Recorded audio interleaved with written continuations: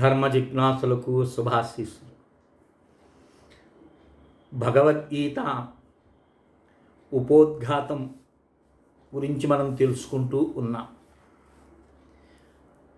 ఈరోజు మరికొన్ని విషయాలు భగవద్గీత గురించి తెలుసుకునే ప్రయత్నం చేస్తా. భగవద్గీత ఏం చెప్తుందో చూడండి. ఇది స్కాంధ పురాణంలో ఉంటుంది. గీతాశాస్త్రమిదం పుణ్యం యః పఠే ప్రయతః పుమాన్ విష్ణోహం పదమమాప్నోతి భయశోకాది వర్జితః.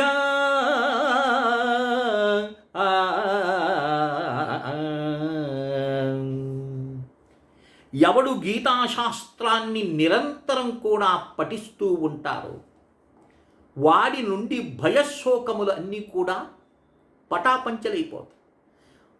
సంసారంలో దుఃఖము, అలాగే మృత్యు భయము, మనకుండేటటువంటి భయాల్లో అత్యంత భయంకరమైన భయం ఏదైనా ఉందంటే అది మృత్యు భయం. ఇక శోకమా చెప్పనవసరం లేదు. పూర్వజన్మలో చేసినటువంటి కర్మల యొక్క ఫలితం చేత నానా కర్మల అనుభవంలోకి వస్తూ ఉంటుంది. కనుక ఆ శోక నివృత్తి కోసంగా ఏం చేయాలి?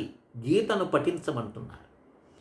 ఇలా భయశోకముల నుండి ముక్తుడై చివరికి ఎక్కడ విష్ణు పదాన్ని పొందుతాడు అని ఇక్కడ చెప్తుంది.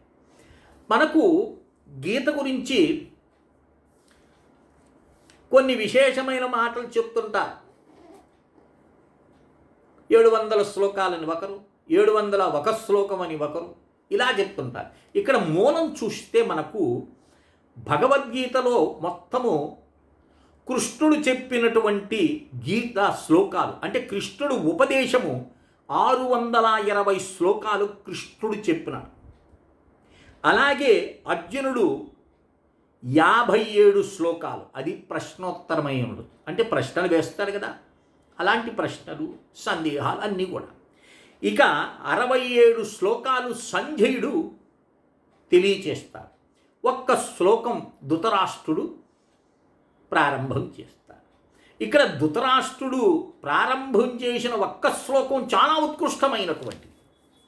ఏమిటంటే ధర్మక్షేత్ర కురుక్షేత్ర సమవేతాయుత్సవ మామకాహ పాండవాశ్చైవ కిమకుర్వత సంజయ అని మొట్టమొదటి ప్రశ్న వస్తుంది. ఇక్కడ చూడండి, మామకాహ మమకారంతో కూడుకున్నటువంటి వారు, పాండవాశ్చైవ అంటే విజ్ఞానమైనటువంటి వారు, పండయాతీతి అంటే బుద్ధి పండి వికసించినటువంటి వారు. అంటే ఏమనర్థము? దుర్గుణాలు సుగుణాలు కలిసి ఇది క్షేత్రం, ధర్మబద్ధమైనటువంటి క్షేత్రములు. అంటే పూర్వం చేసినటువంటి కర్మల విశేషం చేత ఏ శరీరం అయితే నాకు లభించిందో, ఈ లభించటానికి ఆధారం ఏమిటి? అన్నము. స్వామి చెప్తాడు, అన్నాద్భవంతి భూతాని పర్జన్యో అన్న సంభవ అని. అన్నం చేతనే జీవులు ఉత్పత్తి దొరుకుతుందని. అలాంటి అన్నాన్ని సంస్కృతంలో ఇంకొక మాట అంటుంటారు, కురు అని అంటారు. ఇది నిఘంటు రహస్యం. ఇది అలాంటి కురుక్షేత్రం అంటే అన్నము చేత ఏర్పడినటువంటిది, ధర్మబద్ధమైనటువంటి ఈ యొక్క స్వశరీరంలో నా అనేటటువంటి బుద్ధి, నా అనేటటువంటి స్వార్థము, మామక అంటే నా అంటే స్వార్థం అన్నమాట. వారు సద్గుణాలు దుర్గుణాలు కలిసి కిమకుర్వత ఏం చేసినాయి అని ఎవరిని అడిగినాడు? సంజయుడిని అడిగినాడు. ఇక్కడ సంజయుడు అంటే ఎవడు? సంజయ అన్నాడు. అంటే ఇంద్రియములను జయించి బుద్ధిని తన అధీనంలో ఉంచుకున్నటువంటి వాడు సంజయుడు. అంటే ఒక బుద్ధిహీనుడు వెళ్ళి ఎవరిని అడిగినాడు? బుద్ధిమంతుల్ని అడిగినాడు. ఇక్కడ ధృత రాష్ట్రం అన్న, రాష్ట్రం అంటే సమూహమని, ధృతం అంటే మలినమని, మురికని. ఈ మలినంతో కూడుకున్నటువంటి ఒక జీవుడు విశేషమైన బుద్ధి కలిగినటువంటి ఒక విజ్ఞానిని ప్రశ్నించినటువంటి ప్రశ్నతో మొదలవుతుంది. అర్థమవుతుంది కదా. అలా ధృతరాష్ట్రుడు చేసినటువంటి ప్రశ్న. ఈ మొత్తం మనకు 745 శ్లోకాలు భగవద్గీత యొక్క మూలంలో ఉన్నాయి. కానీ కాలక్రమేణా, ఎందుకంటే భగవద్గీత ఎప్పుడు వచ్చింది? ఇక 36 సంవత్సరాల్లో కలి ప్రారంభమవుతుంది. ఇంకా అంటే ద్వాపర యుగం పూర్తి స్టేజ్ దాటిపోయింది. ఇక 36లో సమాప్తమవుతుంది. అలాంటి సమయంలో కృష్ణ పరమాత్మ దించినాడు. కనుక కాలం ఎంతో గడిచింది. ఈ కాలంలో అనేకమైనటువంటి మార్పులు, అనేకమైనటువంటి ప్రతులు వచ్చి కొన్ని శ్లోకాలు కాలగర్భంలో కలిసిపోయి వాటిని గురించి అన్వేషణ చేస్తున్నారు పుణ్యాత్ములు. ఇక్కడ చూడండి, కేవలము 574 శ్లోకాలు కృష్ణుడు చెప్పినవి. అది ఇప్పుడు ప్రస్తుతం మనకు లభించి 84 శ్లోకాలు అర్జునుడు వేసినటువంటివి, 41 శ్లోకాలు సంజయుడు చెప్పినటువంటివి, మొత్తం 700 శ్లోకాలు మనకు ఇప్పుడు లభిస్తున్నాయి భగవద్గీతలో. ఇక 13వ అధ్యాయంలో అర్జునుడి ప్రశ్న ఒకటి ఉన్నది. అదేమిటి? ప్రకృతిం పురుషం చైవ అనేటటువంటి శ్లోకం ఉంటుంది. దాంతో కలుపుకుంటే 701 శ్లోకాలు భగవద్గీత యొక్క శ్లోకాలు మనకు ప్రస్తుతం లభిస్తున్నాయి. అర్థమైంది నాయన?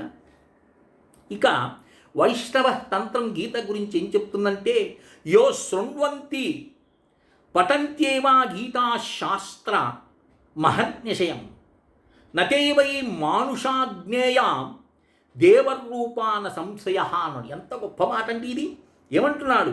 ఎవడు గీతను అహర్నిశలు యందు పారాయణం చేస్తుంటాడు, మాటి మాటికి గీతను స్మరిస్తూ ఉంటాడు, ఏదో ఒక శ్లోకంతో రమిస్తూ ఉంటాడు, వాడిని మానవుడు అని అనకూడదండి.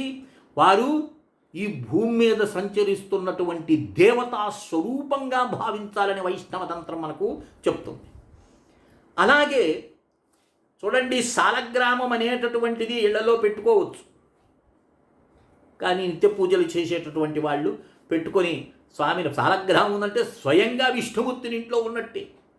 అదే చెప్తున్నాడు, సాలగ్రామ శిలాయాం వా దేవాగారే శివాలయే తీర్థే నద్యాం పఠన్ గీతాం సౌభ్యాం లభతే ధ్రువం అని గొప్ప మాట చెప్తున్నాడు. ఏమిటది?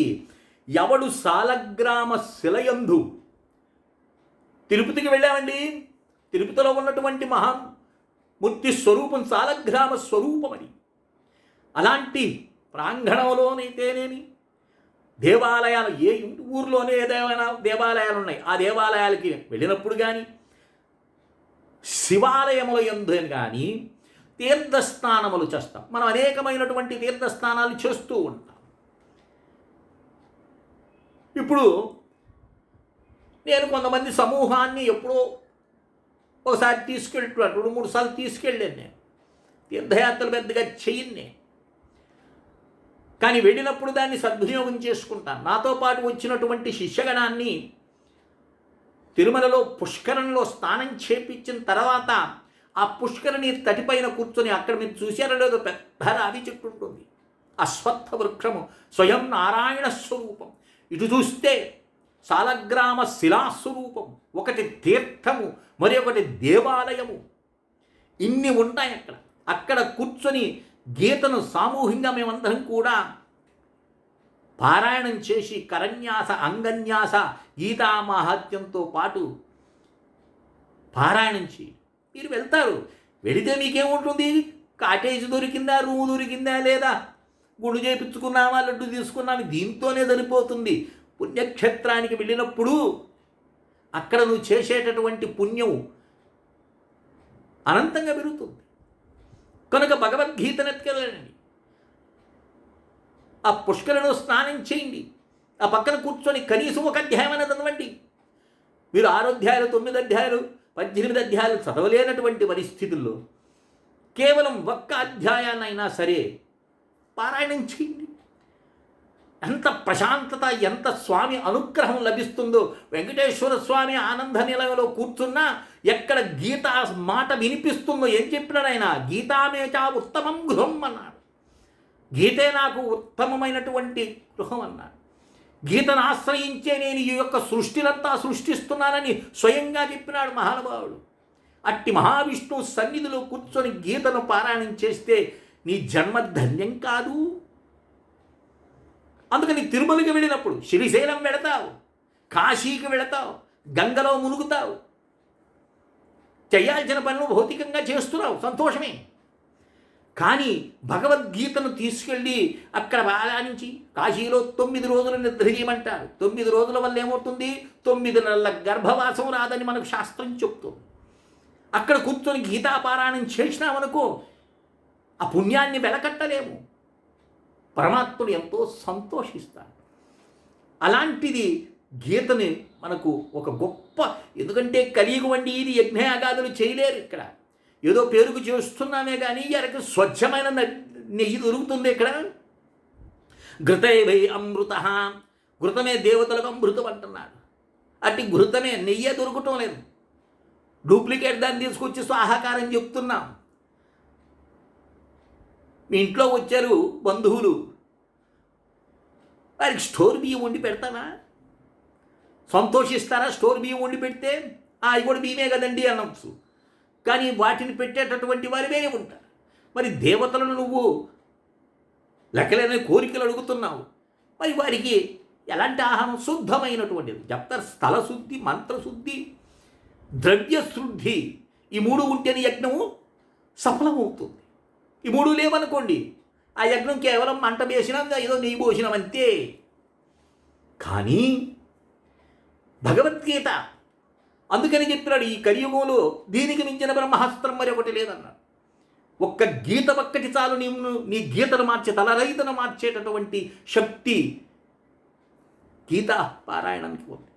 ప్రతినిత్యం చేసుకుని ఇంకే యజ్ఞాలను, సమస్తమైనటువంటి యజ్ఞాన్ని చేసినట్టే గీతాధ్యయనం చేసినావంటే అంత ఉత్కృష్టమైనటువంటిది గీత. గీతాపఠనం చ శ్రవణం యః కరోతి దినే దినే క్రతవో వాజపేయాద్యాకృతాస్తేన సద్దక్షిణాం. ముందు చెప్పాను కదా యజ్ఞం గురించి. ఎవడు గీతను శ్రవణం చేస్తున్నా, ఎవరు చదువుతున్నారు, నీకు చదువురాదనుకోండి, ఈ రోజుల్లో చదువురాని వాడు ఎవరు ఉంటారండి? వాళ్ళు చదువుతున్నప్పుడు నువ్వు పక్కన కూర్చొని కేవలం శ్రవణం చేసినా నీవు, లేదా నీకై నువ్వు స్వయంగా భగవద్గీతను పారాయణం చేసినావంటే ఇక ఏం చెప్తున్నా? వాజిపేయమే ధ్యాయనం అంటే వాజిపేయం, అలాగే అశ్వమేధం, ఇవన్నీ ఏంటి? మహత్తరమైనటువంటి క్రతువులవి, యాగాలవి. క్రతువు అంటే ఒకటే గుర్తుపెట్టుకోండి, కలియుగంలో క్రతువులు లేవు. క్రతువు అంటే ఏంది? బలి ఉంటుంది, బలి చేసేటటువంటి సిస్టమ్ ఉంది క్రతువు. యజ్ఞము మనకి మామూలు ఉంటాయి, యజ్ఞాలు, యాగాలు. క్రతువు అనకూడదు. క్రతువు అంటే దాంట్లో బలి కంపల్సరిగా ఉండే తీరుతుంది. మనోళ్ళు అంటుంటారు మేము మహాక్రతువు చేస్తున్నాం, తప్ప ఆ మాట ఉపయోగించుకోరు. అలా అశ్వమేధ యాగము, వాజిపేయ యాగము, జ్యోతిష్టోమయాగము ఇవన్నీ ఉన్నాయి. మీరు రుద్రాధ్యానం చదివితే దాంట్లో అంగన్యాస కరన్యాసం చేసేటప్పుడు మనకు చెప్తాడు. అగ్నిహోత్రాత్మనంగుష్టాభ్యాం నమః, దర్శపూర్ణమాసాత్మనే తర్జినీభ్యాం నమః, చాతుర్మాసాత్మనే మధ్యమాభ్యాం నమః, నిరూఢపశుబంధాత్మనే అనామికాభ్యాం నమః, జ్యోతిష్టోమాత్మనే కనిష్ఠికాభ్యాం నమః అని అంటుంటాం కదండి. అన్ని యజ్ఞ ఫలితములు నాకు కేవలము రుద్రాధ్యానం చేస్తే లభిస్తాయి అని తన యజ్ఞస్వరూపంగా అతను విన్యాసం చేస్తుంటాడు. కనుక భగవద్గీతను పారాయణం చేస్తే అన్ని యాగాలతో చేసినటువంటి యాగం అంటే బ్రాహ్మణులకు, యాగంటే ఋత్వికులకు వారికి సంతుష్టిని కలిగించే విధంగా దక్షిణ తాంబూలాలు ఇస్తారు. అలా దక్షిణం తాంబూలంతో కూడుకున్నటువంటి మహాయజ్ఞముల ఫలితము నీకు ఒక్క కేవలము గీతా పఠనం చ శ్రవణం చ, ఒక్క గీతను పఠించినా శ్రవణం చేసినా అంత ఉత్కృష్టమైనటువంటి ఫలితం నీకు లభిస్తుందని మనకు శాస్త్రాలు చెప్తున్నాయి. అట్టి గీతను అటకెక్కిచ్చేసినాం, ఏదోదో వేరి చేష్టలు చేస్తున్నాం, కామ్యకర్మల్లో పరిగిస్తున్నాం. ఒకరిది చెప్పినారని ఒకరిది చెప్పినారని వారి చెప్తే కాలేదు, వీరు చెప్తే కాలేదు, ఏమిట్రా మా కర్మని నువ్వు అన్వేషణలో దిగుతున్నావే. కానీ ఏది బ్రహ్మాస్త్రమైనటువంటి ఈ కలియుగానికి మూల గ్రంథాన్ని నువ్వు వదిలేసినావు కనుక ఆ గీతా పారాయణం చేసి తరిస్తారని ఆశిస్తూ శ్రీ విద్యోపాసకులు శ్రీ మండే లక్ష్మీ నరసింహారావు లోకా సమస్తా సుఖినో భవంతు. ఓం తత్సత్ ఓం తత్సత్ ఓం తత్సత్.